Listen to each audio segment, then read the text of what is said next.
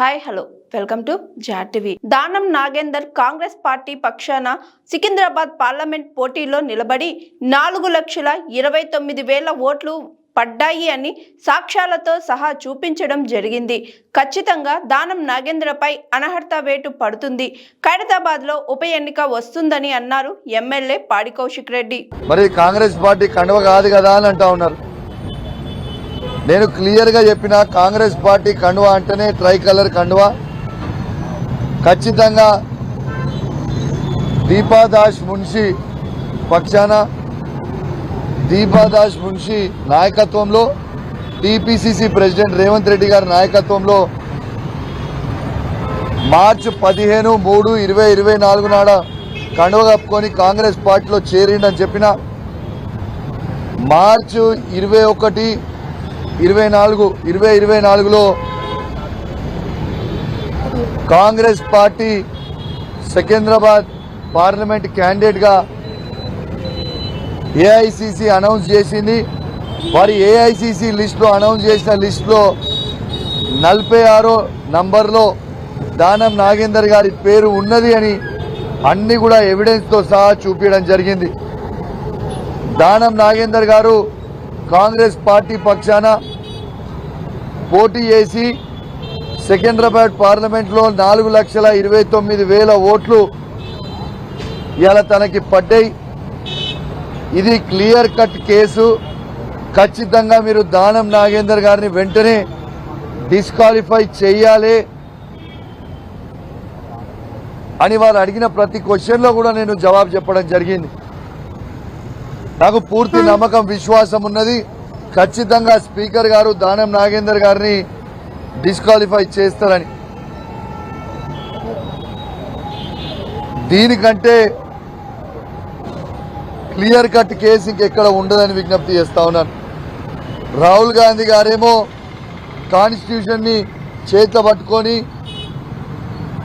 దీన్ని మొత్తం బీజేపీ వాళ్ళు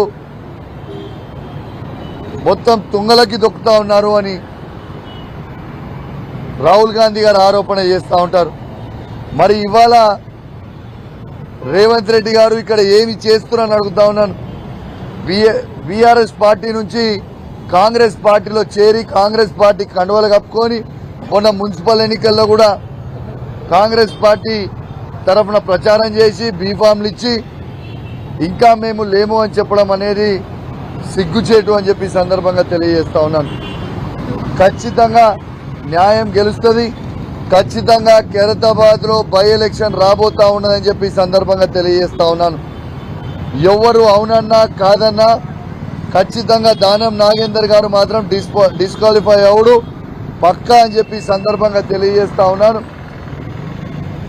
నేను దయచేసి స్పీకర్ గారిని కూడా కోరుతా ఉన్నాను, రాజ్యాంగాన్ని కాపాడండి. ఎందుకంటే మనం వచ్చే జనరేషన్ కి ఏం మెసేజ్ పంపుతున్నామని చెప్తా ఉన్నాను. ఇలా డిస్క్వాలిఫై చేయకపోతే ఇలా ఏం మెసేజ్ పంపుతా ఉన్నామని చెప్తా ఉన్నాను. ఆనాడు బీఆర్ఎస్ పార్టీ అధికారంలో ఉన్ననాడు, రేవంత్ రెడ్డి గారు పిసిసి ప్రెసిడెంట్ గా ఉన్ననాడు రేవంత్ రెడ్డి గారే స్వయంగా స్టేట్మెంట్ ఇచ్చిండ్రు. ఏమని ఇచ్చిండ్రు? రాళ్లతోని కొట్టి పార్టీ మారిన వాళ్ళని రాళ్లతోని కొట్టి చంపండి అని చెప్పిండు ఆ రోజు. మరి ఆ రోజు రేవంత్ రెడ్డి గారు చెప్పిన మాటకి ఈ రోజు రేవంత్ రెడ్డి గారు ఏం చేస్తున్నారని నేను అడుగుతా ఉన్నాను.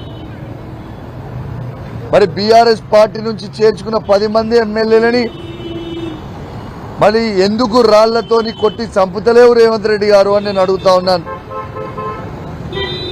ఖచ్చితంగా దానం నాగేందర్ గారిని డిస్క్వాలిఫై అవుడు పక్కా, ఖైరతాబాద్ లో బై ఎలక్షన్స్ వచ్చుడు పక్కా అని చెప్పి సందర్భంగా తెలియజేస్తూ మరి అడిగిన క్వశ్చనే వాళ్ళు తిప్పి అడుగుతా ఉన్నారు.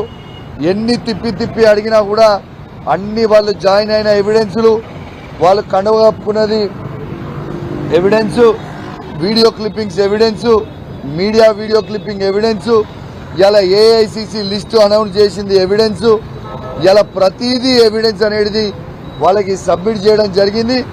ఇక ఖచ్చితంగా డిస్క్వాలిఫై అవుతాడని చెప్పి సందర్భంగా తెలియజేస్తూ మరి ఎంత దారుణంగా రేవంత్ రెడ్డి గారు నడుపుతున్న అసెంబ్లీ అంటే ఆ వెనుక మీరు చూసే బోర్డు అక్కడ తెలంగాణ లెజిస్లేటివ్ అసెంబ్లీ అని బోర్డు పెడతాడు.